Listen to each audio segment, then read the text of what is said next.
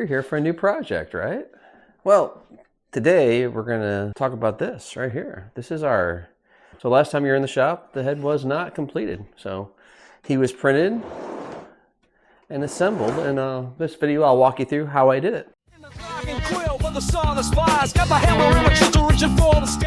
All right, guys, before we can build the head on R2, we have to build the bearing mechanism, the drivetrain for moving that head. Otherwise, what would be the point? We're gonna start with this. This is a 18-inch Lazy Susan bearing from Amazon. There's a bunch of these little plastic pieces that we're gonna have to remove because we don't need those. There we go. If you guys get a good shot of that down there on the tail, it looks like you do. So there's the bearing. Yeah, it's an 18-inch. I can put a link in the description of this video, but yeah, the first one I got was defective. It had a hitch in it, or a catch. So make sure you test yours before you start. And I had to drill several holes, so I took this over to the drill press. You can use a hand drill, doesn't really matter. And a lot of the half holes that were used to put those little plastic pieces were stuck in had to be fully drilled. So I've already done that. And I've numbered everything for alignment reasons because that's going to be important. So from a hardware standpoint, I went with number 8, 32nd bolts and nuts, various different sizes and lengths. In Europe and metric land, if you will, which would probably be an M5. But yeah, so let's go ahead and put this together. So each of these 3D printed, make sure you guys can see me there. Each of these 3D printed pieces here represent a part of that tooth wheel. I printed these out in the bamboo carbon and PET G. So see, I've kind of lined these up to where they're supposed to go. And I'm going to effectively just attach these and glue them in place. I'm going to need a little bit of a stand, I think, on this.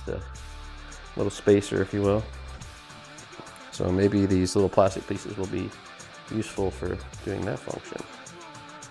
That came with it. Yeah, save your plastic pieces, it looks like, because that's going to be handy getting this assembly done.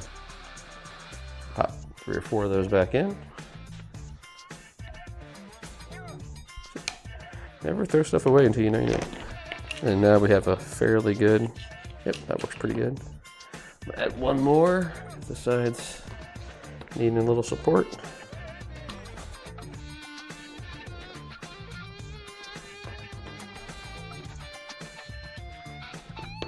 There we go.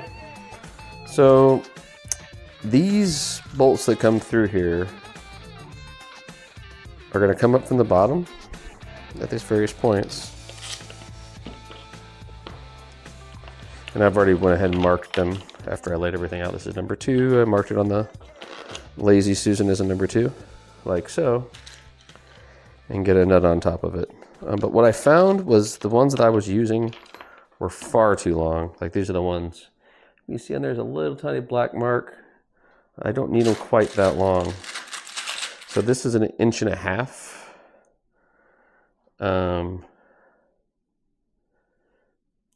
That is 1 inch.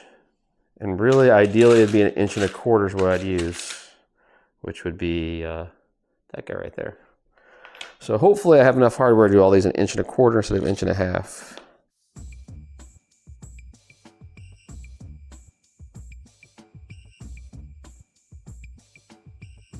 And that gap there is supposed to be there between these two pieces. There'll be a crossbar piece that goes in there that ties all this together. So that's this one here. You guys can see that it was 3 pieces it was printed in 3 pieces, and I already went ahead and glued that together. But it'll end up going in between here and here. And I think I'll end up super gluing all this together into one piece and use some of my super glue accelerator.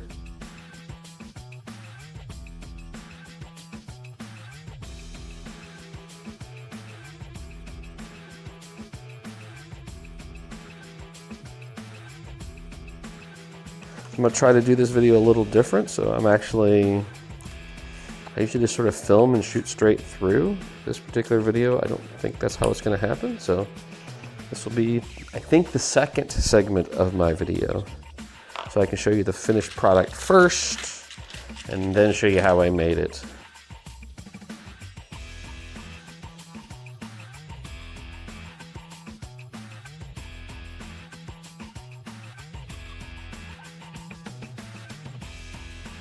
But there you go. That's what we have for a fairly nice smooth bearing. But I'm gonna go ahead and start adding some glue to this because I'm gonna be really careful not to get any glue into the crevice here that leads back into the roller part of the bearing, because that would be disastrous.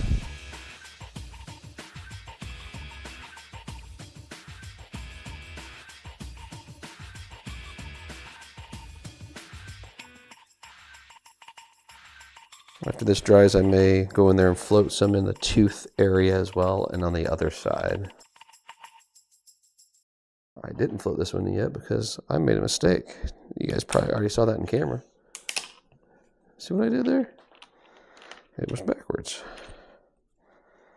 Good thing we caught that before I glued it.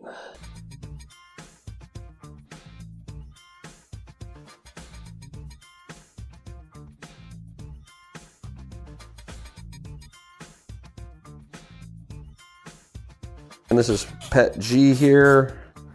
I did transfer over from the Sunlu Pet G that I've been previously using to a Elgu Pet G, just because it was a lot cheaper.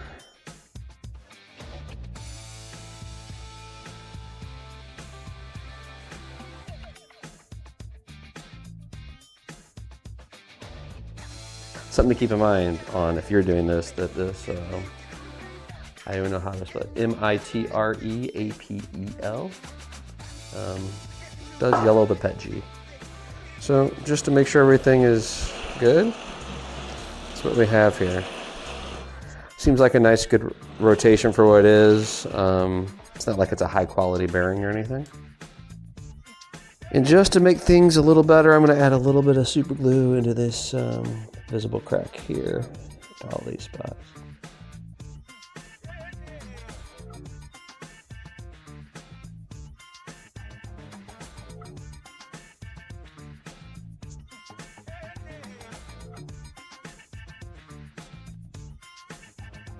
In theory, the outer ring should rotate just fine.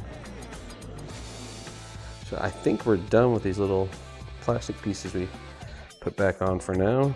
Let me push this to the side and I'll bring R2's body over and we'll go ahead and install this on top of the body.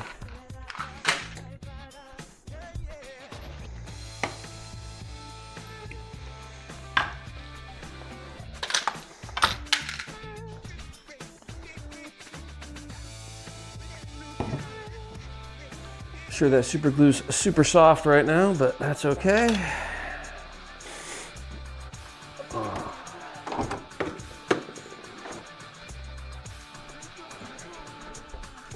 There you go. Here's R2's body. It's been there for a while. Not much been going on. I did go ahead and shorten threaded rods and nut them down, so this is all being compressed with those threaded rods, so she's a fairly solid unit. And if we did everything right, one key thing is there's a little notch right here. That notch goes on a very specific spot, and that's this one right here. I don't know why the design's like that. If somebody knows why, I'd love to hear it in the comments, but the design has one of the mounts farther out than the rest. But you can't even put a nut on it, so it's really just more for keying. There you go. You guys can see, tilt that up so you guys can see it well. So now she's rotating on there. All right, guys, welcome back again to the Cog and Quill. Time to put the head together. So down here in front of me, you see all the parts assembled here. We've got the various different segments of the dome, plus the raceways and everything we need to do to interface it with the body. So anyway, we have all these assembled parts for the dome and the raceways, and we have to put them together.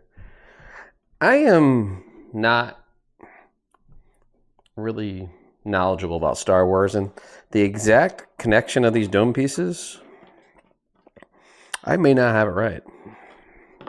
I know functionally it works in this configuration, but I'm not sure I got this right. But I did mark everything so they can go back together. In a different way if I got it wrong. But I did add a little Sharpie mark there for each of the pieces that I know go together. I'm going to use some simple binder clips as a temporary connection point, just to kind of clip things together. And we have 3 holes. Again, we're going to use those number 8 by 1 inch. I'm going to end up using 3 of them per segment to hold this together. I think that means we don't need glue. And I'm going to pass on the glue just because, again, I'm not 100% certain I've got this guy laid out right.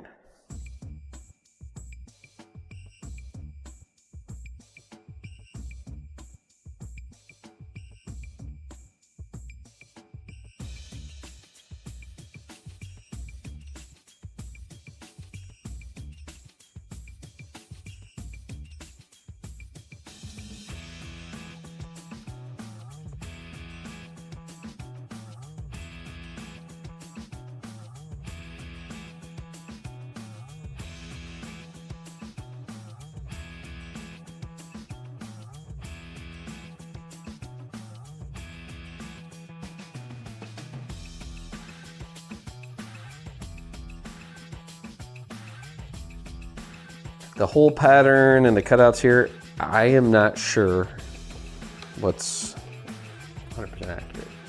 So if I got it wrong, I'd love to hear from you guys. Some guy that knows this stuff better than me. I'm a huge fan of Star Wars, always had since I was a little kid. So I saw the original, movies in the theater when I was a kid. I don't care if it's screen accurate or not. That's not the reason I'm doing this. I do want to make something that is functional and has a purpose, and that's what I'm looking for with this build, is something that I can have in the workshop that does a thing, and it's built in a way that makes sense.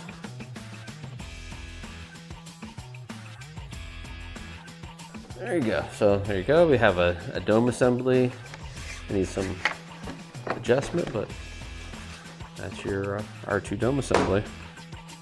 We will end up adding this to the top of it here to finish it out, but that's going to be the last step. We need to continue building from the bottom up first.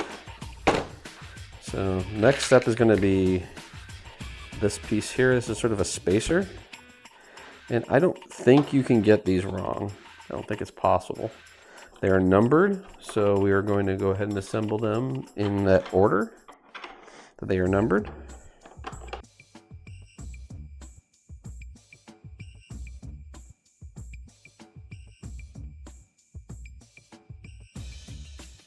So anyway, we've got that going. So now we have this ring here that's going to attach to this ring. Should we super glue this together? I think we should. I think this ring needs to be super glued together. Is it necessary? Probably not, but we're not going to be able to get to it when we add this layer to it to super glue it. I'm going to super glue that as well. I'm not going to super glue it to this. We'll let the mechanical fasteners do it, but I want to get these segments together. So we're going to use the same technique as you did earlier. We're going to use this ultra gel super glue.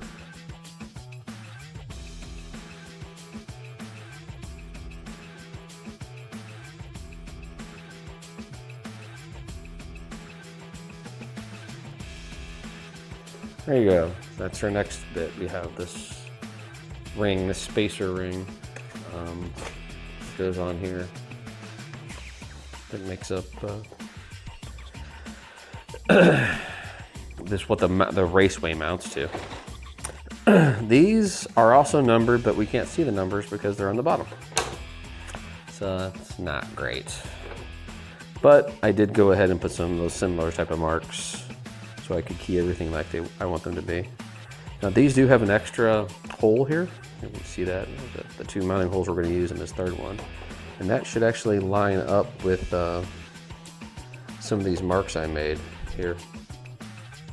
Because that's where it came up and through, and I thought I was going to fasten it, but I think that was a mistake. So finding the right spot from where I had it previously should be doable now.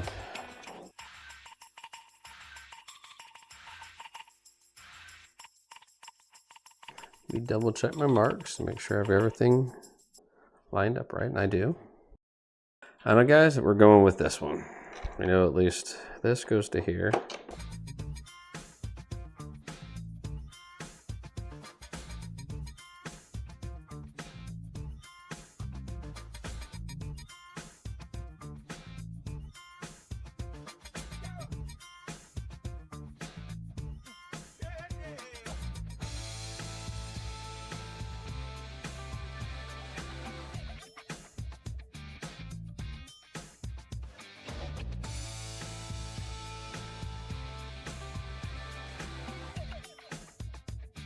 All right, so I'm gonna move some stuff out of the way and we'll see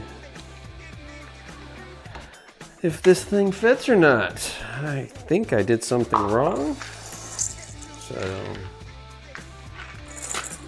is it critical? Probably not. But I won't be too surprised if I have to take this whole thing off. So that's what we have here. We have a dome. I'll leave this right here. I will grab the body and bring it all over so you can see it in the shot.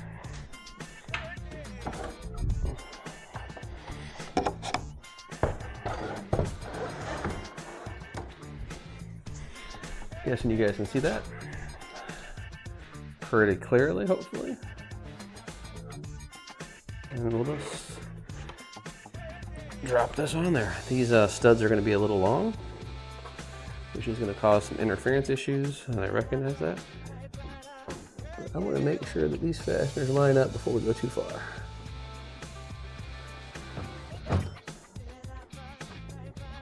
And it appears that they do.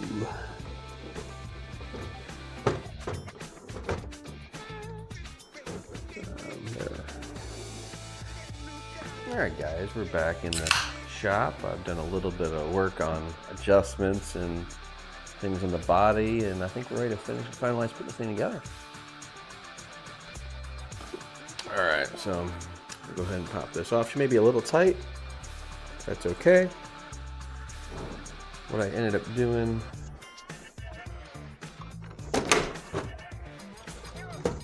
so there's your drive assembly. You should be able to see that pretty well from there. But yeah, what we ended up doing was I left these a little bit loose in some of the spots to give it some wiggle. And the studs have, they go through and they have a nylock on there. If you don't know what a nylock is, it is a nylon washer, locking washer, or nylon locking bolt. So there you go. It's got a little piece of nylon inside the threads, and it grips the threads and keeps them from shifting. So that's where you can get something like this that has a little bit of wiggle on each of these. Just enough to make everything fit, but also stay tight and not want to come loose. I feel like I'll take you in there this way. You can see that good. Take you guys in that way. That is a solid piece. I wouldn't drop it too hard. That might not be great on it, but that is definitely solid. Now this piece did not turn out well, for the record. It's got a lot of rough layer lines. It is rough. Even the inside is rough. Probably could reprint that with some bridging or some pieces inside. I don't know what happened to it. But it has these little holes in here that is just the right size for a piece of filament to go into. So here's some delicate nippers. So we'll just kind of cut those off like so after pushing them through. And that may be too long, and that's fine. We can actually push it through a little bit more if we need to. I'm pushing this all the way through and then cutting it off just a little bit proud. And then if we have something hanging through it, and then we can always super glue to this if we need to.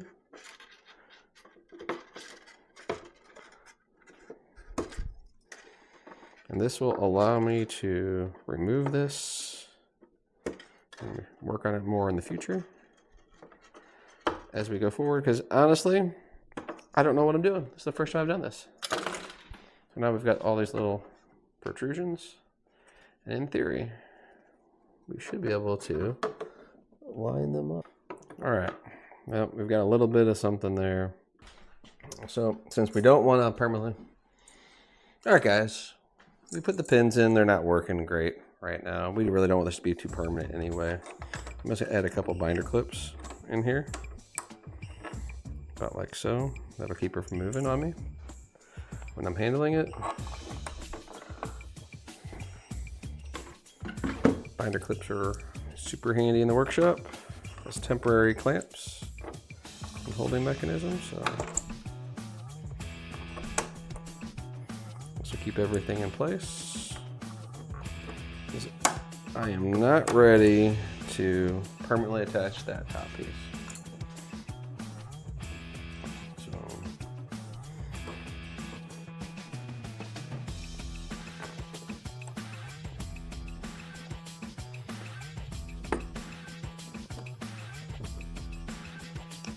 There you go. We have it temporarily attached with binder clips. Drop the whole assembly down.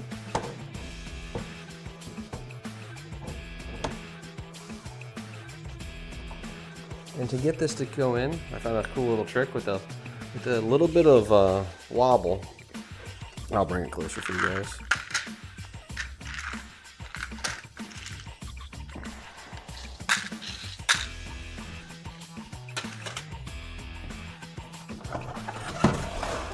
How well you guys can see inside that dome, but each of these goes up through.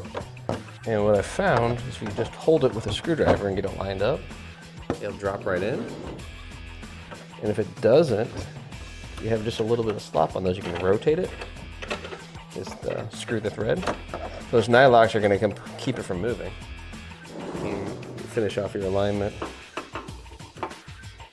And but you don't have to force things.